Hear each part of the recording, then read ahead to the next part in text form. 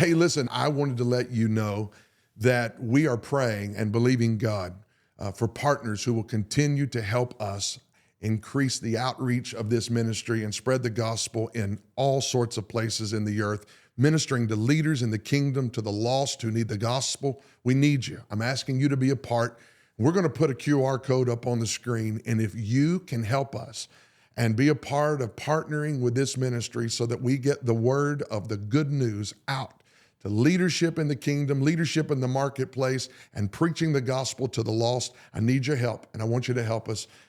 Click on that QR code right now, take you to a place you can get more information about what we're doing and how you and your family can be a part. Spread this podcast. Let people know what's going on. We want to get the word out that there's hope, there's good news, and God's taking every one of your lives and our life to the next level. We want to be a part of that. Can't wait to see what God does. Love you all. Let's partner together. Let's do it. What are you doing? Let me just start the podcast this way. What are you doing right now? So you ready for this? I was about to start this podcast, and my daughter, she said, "Daddy, I'm hungry. Can you send me the CFA, Chick-fil-A app code?" Which really is her way of saying, I want you to get points, and I want to spend your money to eat my food. And so I'm doing it. Of course you're doing it. And by the way, this daughter she drives. She's pretty much an adult. She is an adult. But she wants your card. It has to be that way. And I like it. I'm fine with it. I'm just technologically challenged at times. How do you do that thing where you do the recording a screen? Oh, there. Okay. So I'm recording the screen. I'm sending this screen recording to my daughter to play, because you can't take a picture of the Chick-fil-A app now. They take the barcode out of it. Oh, wow. The technology. And so you do a screen deal. Did they, oh my goodness, they have the technology now? What a bunch of punks. Oh, that's not us. Hold on. Chick-fil-A, you can't even screen record it now. They take the QR code out. Sorry, y'all. Y'all don't care about this, but some people do, because some people feel the pain. And just so you know, because my kids are a little bit older, I'm devastated. It doesn't stop. Well, I was hoping you would tell me otherwise, because you know, Jeannie Daddy here. No, your boy, with 72 kids, this is getting a little bit. Have you thought much about that? Bizarre times. Have you thought that you've actually watched 3 of your kids graduate now, and you're going to watch one more, and then you're going to watch 2 kids graduate when you're 92 years old? Have you thought about that? You're going to be on a walker. I won't be 92, but I did process this a couple months ago. Myself will be 62 years old when Genesis graduates, and 64 when Asher graduates. They'll have a papaw section for me. Yeah. And X will help me get to my seat. And the other thing I thought too, I just dropped Isaiah off at ORU this past week, and I thought to myself, it's been 30 years since I've been at Lee University. And I just had all these flashbacks of taking myself to my mom and daddy taking me to Lee University. By the way, my mom and dad cried because they took me 30 minutes up the road from Chattanooga to Cleveland to go to Lee University. My mama thought I went to Timbuktu. She thought I went to the edge of the universe.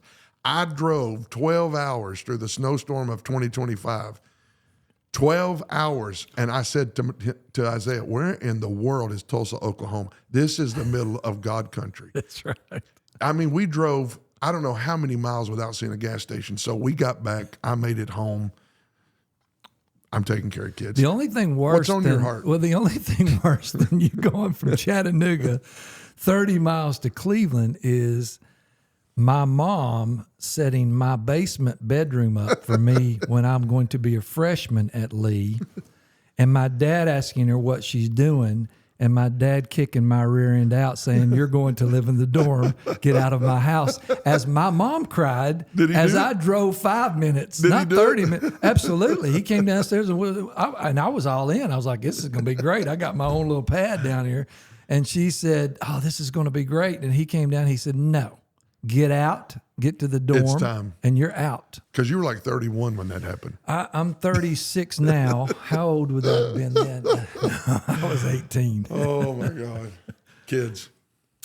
Welcome back to Breath and Bones. I'm sitting here with the bishop. We're just lamenting our college days. We're talking about how it's been so cold, and he has this rhyme that when you get older, you get colder, and it's just a direct shot right at me. It's for me. It's a direct shot. I turned 45, and every room I go into has to be 74 these days. I like that. I used to be like, turn it down. It's too hot. Now everywhere I go, it's middle of summer. I'm like, are you chilly? I'm chilly, Deb. Let's snuggle.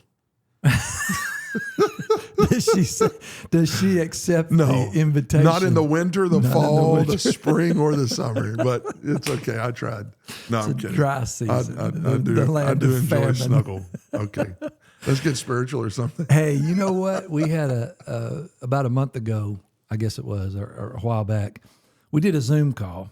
Which, by the way, several of you that are watching this, if you were on the Zoom, you reached out. We thought about taking up an offering for you to pay your Wi-Fi bill because you had a terrible, terrible connection. Well, I found out and what we happened. Struggled really bad. I found out what happened. You know, that was recorded when we were doing the snow. The snow in my area, ice got on our lines, and apparently it wasn't just me, it was my neighbors as well. We had some issues with Wi-Fi. So the problem is I didn't know it. So I'm talking away. I'm revelating and just going off. And the whole time I'm frozen like Anna and Elsa. I can't be seen or heard. And I got all these texts afterwards. They're like, what we heard was cool, but we couldn't hear half of it. Yeah. So, yeah, well, and it was painful because people couldn't hear and I couldn't hear. And then I'm sitting there trying to fill in the blanks. You did a while great you're job. Totally free. You don't know if I did or not because you were frozen. I don't even know what you said, but I have a feeling it was golden. It was golden. You know what we talked about though, and I think this was something that we got great feedback, by the way, just topically. You did a presentation or a live Zoom. You talked about the difference in leading and managing. Yeah. And I had a couple thoughts in that vein too, but go back and talk to us a little bit about leading versus managing, because you said that one of the things you said that I caught, that in 20 plus years of ministry, you said one of the most frustrating things that you've dealt with is leading and managing and trying to manage something you should be leading, but leading something you should be managing. Talk to us. Yeah. So I think every person has a natural inclination or proclivity, like something you are better at or more focused at in ministry. And for me, I am typically given to myself. I'm much more of a leader than I am a manager, right? I have to work hard. I don't know if y'all heard it or not, but I told the Zoom on Monday night, we didn't hear it. I find myself having to work harder to be a manager, and I find myself more naturally leaning toward being a leader. And that's not good or bad. It's just the reality of my composition and the makeup of my personality as a person. And so I have stopped saying in my life, I'm not a good manager. I've actually become a much better manager and a much better administrator because I know it's a weakness. So I focused more on it. Does that make sense? Absolutely. And so the difference for me, and I think we all understand that if you don't understand the difference between leadership and management, you have to understand that because they're not the same. You and I, we've talked about this at length before. I know great leaders who are horrible managers, and I know great managers who are not the best leaders. A person in ministry or a person who leads their own marketplace company, or they don't have the luxury of saying, I'm a great leader, I'm not a great manager, or I'm a great manager, but I'm not a great leader. You really do have to focus on it. And in my life, especially in what God's called me to do, the times, and this is the quote I said, the times I have been most frustrated in ministry is when I was trying to fix a managerial problem, a management issue with leadership principle, or I've been trying to fix a leadership issue by managing something. And so the question is, which is more important? Is it the processes and the execution and the administration, which is what I call management? It's not the dream. It's how you get the dream to come to pass. It's not the vision. It's how you execute the vision. It's not It's not working in the present. It's not. So leadership looks into the future. Management is dealing in the nasty now, right? Yeah, yeah. So how do you balance all that? And I have a 2-word phrase, and Fred Garman taught me this many years ago. Somebody said, "Do you manage or do you lead?" And the answer is, it depends. It depends. What are you doing in that moment? Are you trying to make something happen and execute something and put a plan together? If so, you need your management cap on. If you're trying to create vision and create passion and excitement, people don't follow processes well. People will follow causes all day long. People will actually follow people. Charismatic, persuasive, passionate people, and I don't want to use persuasive in a spiritual term because I know Paul said I don't come with persuasive words of man's wisdom. So I'm not talking about in the preaching sense, but what I am talking about is, do you have the ability as a leader to instigate and cause people to want to follow you? And if you find yourself struggling to get people to follow you, you need to take an inventory and say, am I trying to present processes and policies and management, administrative execution things, or am I presenting a cause and a passionate thing? And am I infected with zealousness, a zeal for something that God has called me to? And if you wear a management hat in a leadership moment, you'll lose followers. If you wear a leadership hat in a management moment, you'll lose processes that actually help bring the vision to pass. And so I spent a lot of my life frustrated because I'm like, why aren't people wanting to follow? And the reason they weren't wanting to follow is because I was preaching a process, and they're like, we don't care about your process. We want to know what's in that heart of yours, and what gets you excited. And every now and then I'd flash that, and that's what people would migrate to. But I got to have a manager inside of me, or at least in my orbit in my life somewhere, to help me flesh out that dream. Because a dream without a plan is a nightmare, and it breeds frustration. So the fight between the manager in me and the leader in me, the visionary in me and the execution in me, except for the administrator in me, the dreamer in me, those are real battles I've had in my journey, because I have wanted to make sure that I never migrated in my life, never migrated into a place where I was just comfortable. I always want to challenge myself to make sure that I'm not jeopardizing my own dream by not embracing the role I should be playing in that moment, if that makes sense. No, it's good. And you mentioned so many things. I mean, that was such a great broad overview of what we want to talk about. But you mentioned comfort. And I've told you before, I think comfort creates complacency. Smooth seasons unsettle me. Yeah. I told you that. I feel like that's why we see curveballs. Great hitters see curveballs. There's always something. I've told you this. A healthy church is a robust church. Yes, sir. Things have to be going on. There's always challenges. I talked to a great leader today at a mega church, and he came out of the corporate world.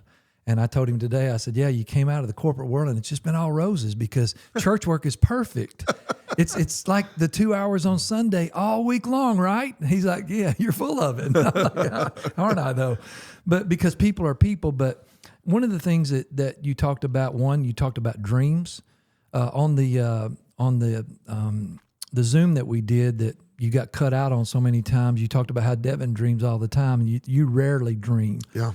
But we talked about dreams, and you talked about how God puts dreams in her heart, and God puts dreams in other people's hearts. I'm going to come back to that in just a minute. But speak to this. I believe this. I think there's a fine line between grace and tolerating mediocrity. When we're leaders, great leaders don't tolerate mediocrity. No. I've got a chapter in my book, Status Quo Has Got to Go. The Lord woke me up one day and said, status quo has got to go. I was like, what does that mean? He said, why be average? We have great expectations placed on us because we serve the Most High God. Yeah. And we have expectations of Him, but He has expectations of us. Sure. So leaders can't tolerate mediocrity while giving grace because we love a specific person, whether that's a leader in our church. If you do have a staff, I know many don't, but talk a little bit about the difference and delineate where's that line? You know, the line for me, First of all, I operate from the principle, the blessed are the merciful, they shall obtain mercy. I want mercy in my life. If I want mercy in my life, then I think Scripture is clear. I got to be merciful. There are some people in the kingdom of God, especially in local church work, they are cutthroat. Staff members are nothing more than employees. Firing them is very simple for them because they see them as employees, and the hires you make are essentially an end to get to the means. I don't operate that way. You know that. I do. You've been with me a long time now. I am slow to fire. I like to replace, and when I say replace, I mean put them in a different spot if possible. I like to. You have 3 or 4 hours. I don't remember what you they repurpose. Yeah, repurpose. You do a good job of repurposing. Repurpose. You've taught me mercy. I am a little bit more dogmatic. Yeah. You get colder when you get older. You don't have to agree with that. And you get bolder when you get older. Don't make me look bad. I don't. No. You help me. I don't tolerate as well as you do. Here, let me tell you a story. I'll never forget this. B.O. Kelly, a legend who's in heaven today. Yes. I was 22 years old and I was getting my butt kicked at the church. Just to be honest with you, everybody was kicking my tail. We didn't have trustees back then. We had a voted council. They were kicking my tail. The one part-time person I had kicking my tail. All the sweet old people in the church, everybody was kicking my tail. And he come into my office one Sunday before I preached. I'll never forget this as long as I live. I was 22 years old, pastoring 50 people, 60 people. He leaned over my desk and he said, "You're getting your butt kicked." And he said to me these words, "You're going to have to get tougher." I'll never forget this as long as I lived. I folded my arms. I'll do what I did. I folded my arms and leaned on my desk and I said, "I'll make a deal with you. I'll get tougher if your tail gets sweeter." Because he was the meanest. He was a junkyard dog, and he came from that group of iron. He was friends with your uncle. Absolutely, Ray Hughes. Ray Hughes. Yes. They were iron fisted, pound the table and make a decision. And I appreciate that leadership. Yeah. And you know what happened? He got sweeter, and I got tougher. Yeah. And over the years, I've had to toughen up because even though you want to be a spiritual father and create a spiritual family, you still have to be courageous enough to articulate expectation, inspect what they're doing, and make sure they're meeting expectation. If you don't, you're not a good steward. So I'll never forget one day going in my office going, "Who's going to deal with that employee I got?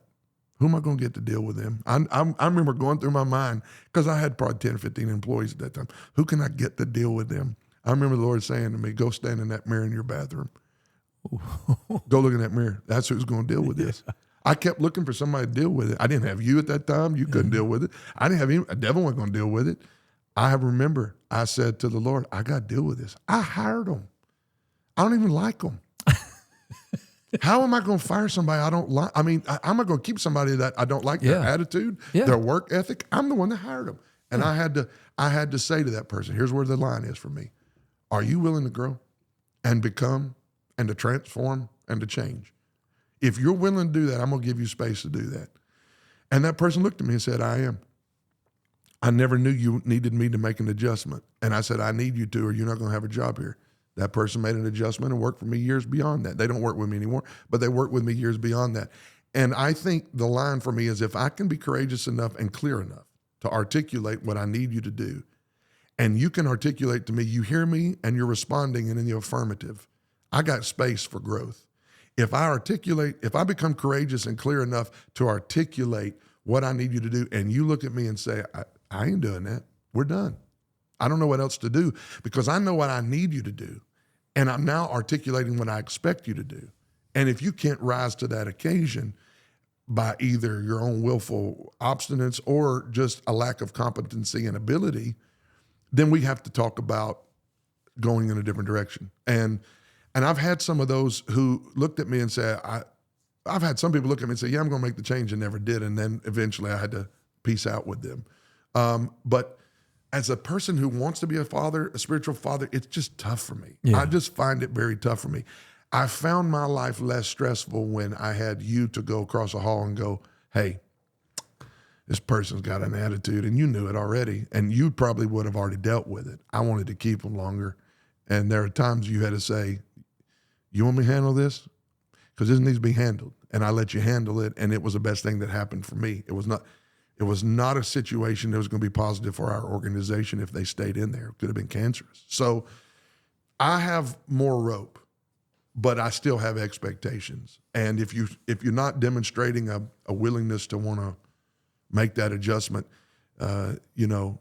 sometimes people just have to be released. And that's an unfortunate thing in the kingdom of God. And you try to do it in a way where you love them and they know that you love them. I'm never going to be the guy, never. I mean, there's been a couple people I've enjoyed firing, don't get me wrong, but I'm never going to be the guy that relishes getting up in the morning, going in and cleaning house. I don't do that. Yeah, I think, and you alluded to it earlier, and we've experienced it here. We experienced it everywhere I've ever been. We've experienced it. We've been in places with great leaders like you that were great churches like this. But everywhere growth occurs, there are people that have been with you, that are loyal to you, that helped you get the whole thing started. And sometimes you outgrow their giftings. And what happens is people can lose, I call it a reduction. They have a reduction in influence with you. Wow. When you had 30 versus 3,000, there are people that might have reduction because they're not accessible. You can't go to lunch with them every Sunday after church like you used to, and you can't meet them twice at Waffle House during the week at breakfast. So that reduction causes a reaction from them because they feel rejected, and it's imperative that they be released. You say that, and man, I'm having a flashback right now while you're saying that of the people who I was more accessible and available to them in one season. And as things grew, my family grew, the church grew, what I did inside the church grew, what I did outside in the kingdom grew. My time and my availability to them diminished. The level of those people that stayed with me through this entire process is very small. Yeah. If you have the access we had to you in one season, when we don't have it in the next season, we can't stay with you. Yeah. And that I think that might be the most painful thing in my journey, is the people who I remember valuably contributing and investing. And I don't mean financial, I'm just mean in their life. They were a part of what we were doing. And when I went to everybody's graduation and birthday party, it was hunky-dory. When I couldn't do all that anymore, there were people who said, well, we like you when you are our shepherd and you came to our ball game. We don't like you when you're finding your voice in the nation or even in the world, and we can't sit down and have coffee every week again. That's painful. I don't know how you get away from it. Just sitting here being authentic. I don't know how in the world I managed it all then, but I certainly, now that I am 45 years old, 6 kids, a beautiful wife and a growing church, and campuses here and campuses there. And then you got the whole Ruach Global Network family you want to take good care of. And then you travel and preach when God opens the door and you're able to do it. There's a lot going on. And I often think, who's falling through the crack that was in my orbit? Yeah. I don't like that feeling, but I deal with it. It's real. It's very real. And I think that we've gone through those transitions, and just being fully transparent, because I want our partners to hear this, because I know many of them have been with you a long time as well. Sure. And your accessibility has shrunk. Let's just be real. Yeah. I mean, your schedule's crazy. It is. I look at the denials of invitations. The denials are 90% of the invitations. And that people you take get. it personally. I got an email a week ago. They're not in the network, thank God. But this person has asked for me to come three or four times. I would love to come.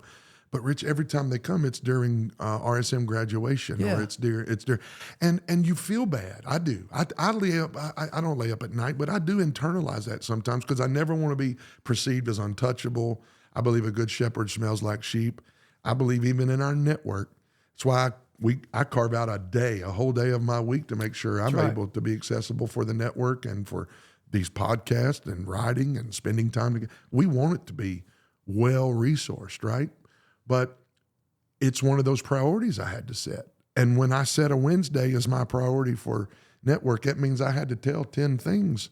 I can't do you. I can't do this on Wednesday. That's right. And so, it's just all process. It's all, it's challenging as you continue to grow. But I'll say this, and we're having this conversation about us. Somebody watching me right now needs to know that as things grow in your life, we often think, man, I want to grow. Well, know this. Wait, the growth and the glory all are a weight. W-E-I-G-H-T. Correct. We think lack is a weight, and we see a small staff as heavy. I promise you this, the weight I carry with a much larger staff now than the one I started with is a much heavier weight than not having a staff. Tons. I didn't know how good, and I have a tremendous team, and we're grateful because I'm blessed and I love them and they love me. I believe they love me, and they love the church and they love the ministry and they love the network and they love what's going on. But there are many more headaches as you grow than the headaches of being small and unknown. Trust me. So value the people highly that are with you. And if I never say it, I want to say it now clearly, how thankful we are for those in the network. Your circle will change as God opens you up and your voice grows. Just keep in touch with that person that was running 30 people with no staff and loved everybody. And that's what I've always wanted to be is, we've grown and the field's grown and the sheep flock has grown and the increase and demand has grown. All that's grown. But I just always want to be that guy that's in the shepherd, that's the shepherd in the heart, loving to be in the field with the sheep. And so what you can't do is demonize yourself, because I did that a long time. Man, I'm gotten so big, I don't want to get too big for my britches. And I remember somebody had to come to me and tell me one time, you need to embrace growth and stop apologizing for it. And that's what I did for 3 or 4 years of my life. Everywhere I went, I was fumbling over them. I couldn't even talk about growing and how thankful I was for growing, because I felt like I was betraying somebody or not as connected as I used to be. It's part of the journey. I think, even if I can be vulnerable and transparent, because I think this will help somebody, in our 5 years, our relationship has not changed. Our week has. Oh. I remember the first year I came, all we had was Chattanooga. I mean, we had, Bulgaria and Uruguay, but we don't go over there a lot. But all we had was Chattanooga. Yeah. Athens launched. Cleveland launched. Tullahoma launched. When it was just Chattanooga, it was almost every day. We would go to Burrito Express. We'd go to Amigos. We would go to, it's that same scenario that these guys are dealing with. And trust me, I've dealt with it all week. Several of our partners this week have had this same dilemma of the church that's growing and their accessibility shrinking. Yeah. But even our schedules changed and our time together shrunk. Yep. It didn't change our relationship. No. Because I'm not going to get offended if you're not available, and you're courteous enough to say, does that work on your schedule? Yeah, absolutely. When we had a schedule change today. Today, I had to have a You trustee. texted and said, is that okay? Yeah. Can you move back? At 10 o'clock last night, I texted that's you. what I'm saying. So I could say, oh, well, you're getting too big for his britches. Or I can say, no, he's got a life. He's got 2 babies. Well, he's got a lot going on. We got 5, 6, 7 campuses now. Yeah, and you know why you're able to make the adjustment too, and somebody needs to hear this, because you've run in this lane before, and you know what that all entails. You told me when I hired you, I'll never forget this, you said, I hope you're prepared for the way your time will change. You told me that 5 years ago. When things grow and things can explode, I hope you're able to handle that. And I thought, what in the world is he talking about? And now I know. I see that. Yeah. I can see how it can impact people. And you know what? It happened to Jesus, Rich. It happened to Jesus. Remember, they came to him and said, your mama wants to see you. Your daddy wants to see you. Your brothers want to see you. And he said, who's my family but he that does the will of God? He had this whole understanding of the kingdom that transcended all the demands family and friends were trying to put on him. Jesus always avoided the crowds, but they kept growing. How do you avoid the crowds but they keep growing? You have your priorities set in order. And that's just what I'm trying to do in this season of my life, is stay a lover of people. Don't get bitter and jaded and, do this disconnected ministry thing. Love my wife and my family well. Love the kingdom of God. Love Jesus above everything else, and value people's lives. Add value, as John Maxwell always says. You add value and people will never forget you. And I want to add value to people's lives, and I want to add value to the network. I do. Everybody that's a part of this network. Again, we just keep saying this, but I want to be the person that not afraid to share my failures so that they don't have to do that. Correct. Save them a bunch of time, money, frustration, pain, tears. You either learn through messes or mentors. And I want to be the kind of mentor that helps them keep from having to make a mess to find a truth. I hope I can help give them truth on the journey that helps them save time, frustration, money, resources, etc. So, You know, you mentioned Maxwell, who by the way is our buddy. He called you recently, I know. it's unbelievable. John Maxwell called you. He said, "I need to talk to you." Kevin, this is John Maxwell. I said, oh my God, what in the world have I done? He said, "I'm storing this number." Yeah, I did. There are 2 voicemails in my message box that will never be erased.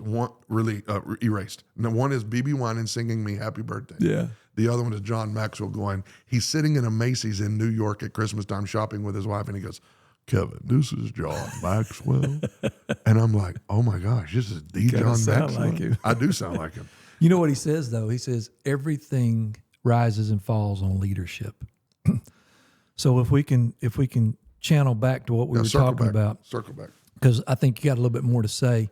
And I told you this, and we went back and forth. You know, Joseph, a very imperfect person, but Joseph managed his way into leadership. So I love the delineation of management versus leadership. At the same time, when you pastor, you got to learn to do both. If you don't do both, you'll either never have a harvest because you're never a leader, and you never create that sense of excitement, or you'll never be able to keep the fish because you don't have a net that holds the harvest God's trying to bring you through management and through administration.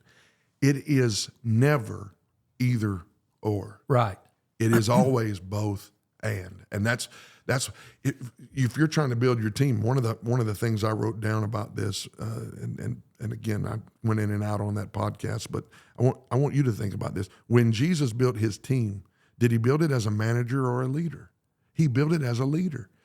He didn't say, follow me and I'll show you the processes. Yeah.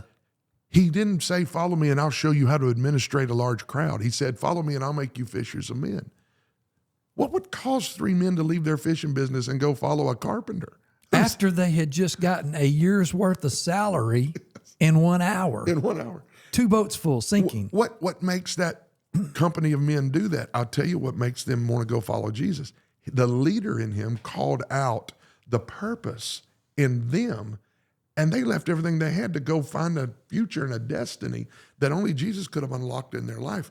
So here's the thing: is Jesus a leader? In that moment, he is. But you take him to a hillside over in Capernaum where there's 4,000, 5,000 people, men hungry, plus women and children. Could have been 10,000 people. They're all hungry. What does Jesus say? He takes 5 loaves and 2 fish, lifts it up to God, and says, Lord, I want to thank you for this 2-piece fish meal from Captain D's. He doesn't say that, but if that were me, that's what I would say. I want to thank you for this little fish meal. And he prays for it and thanks God for it and blesses it. And then God multiplies it. Yeah. And here's the point. Before he fed them, that the leader in Jesus made the miracle happen. That visionary, that leader, that kingdom of God is breaking in on us. Lack is not our problem. We got enough to do what we need to do with. He multiplies 5 loaves and 2 fish, but before he feeds them and the miracle happens, he administrates.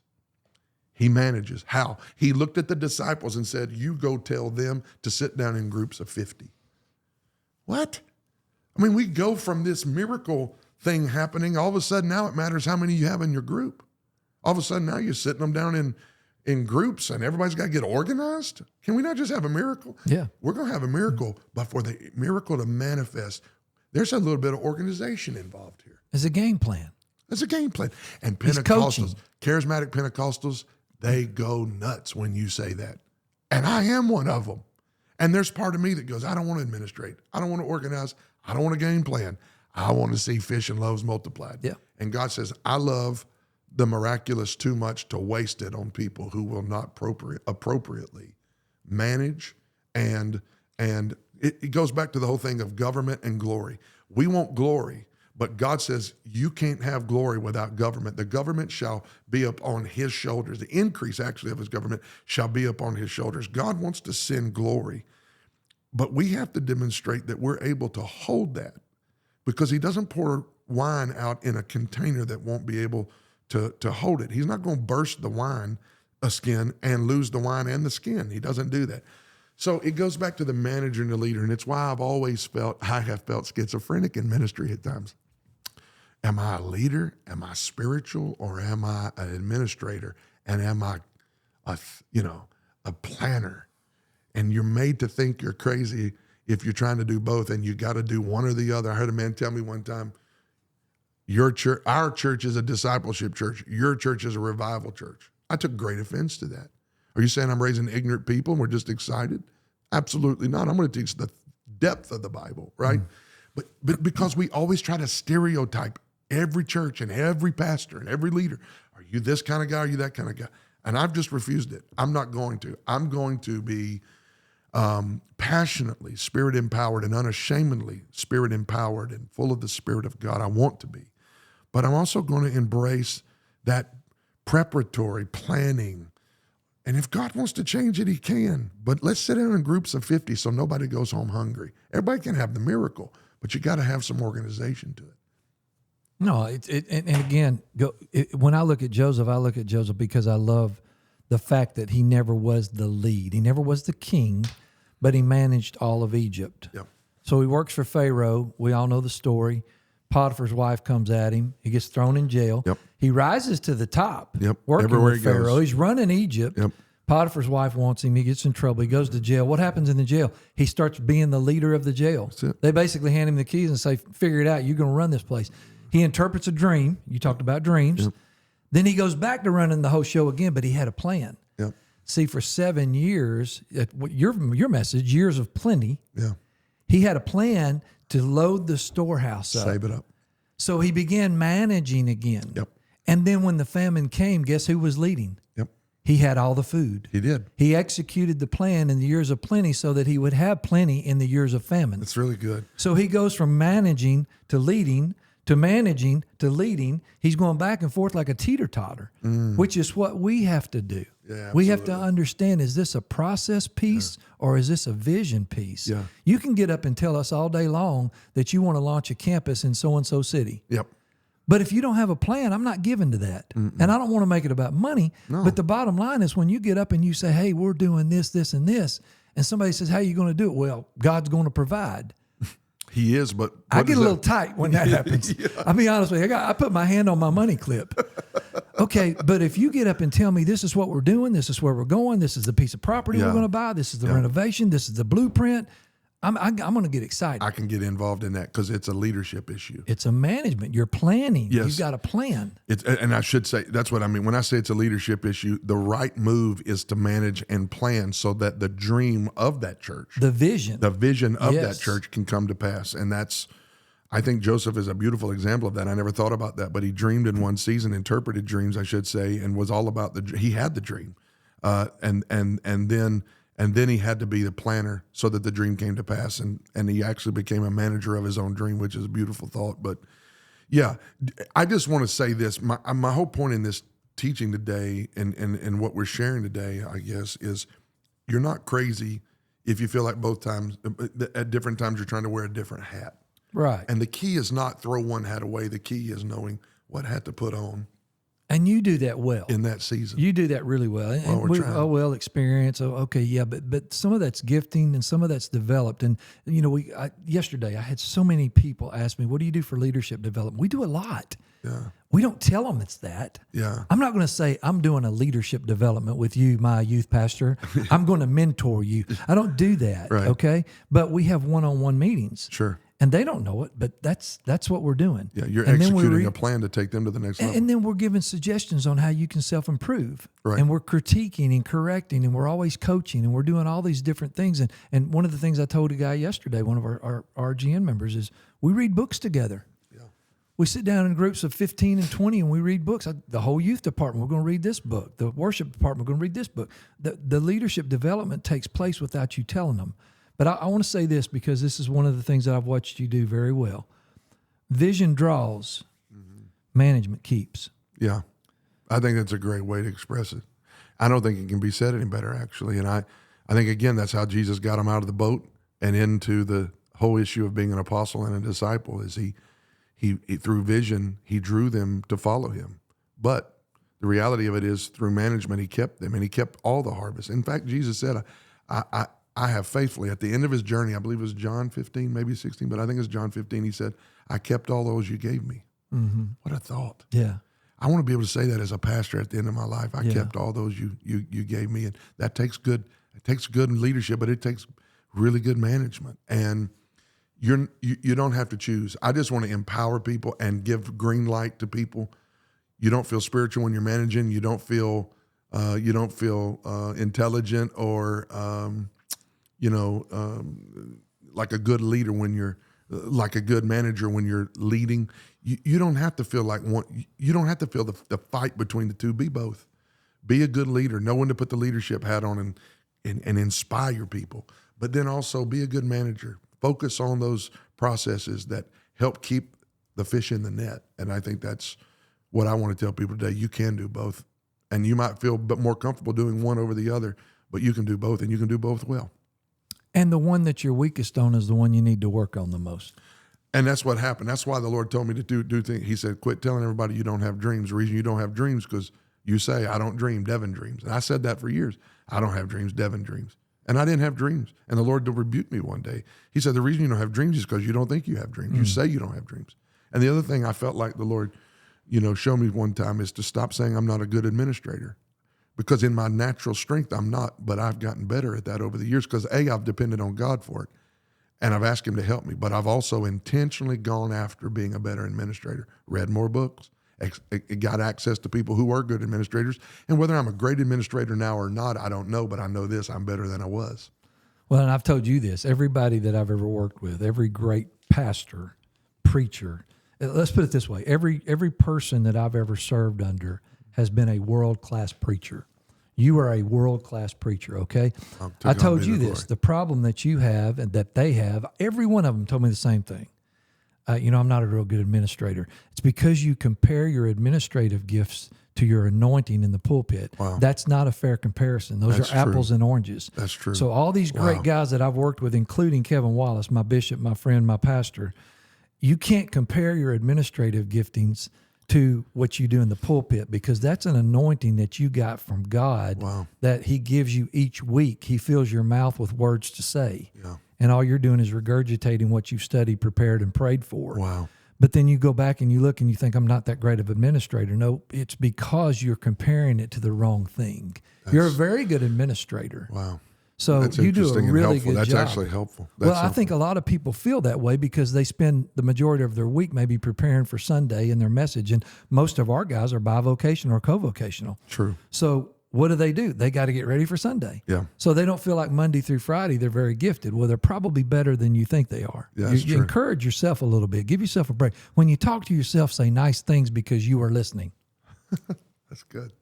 That's a good place right there to hang this. I'm gonna let you cut this one off. Yeah, no, that's a great thing. That's a great way to hang this podcast on that nail right there.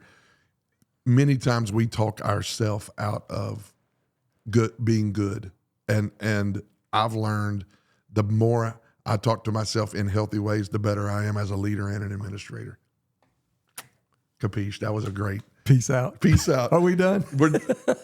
Hey, let me do what he usually does. That is breath and bones, and we out.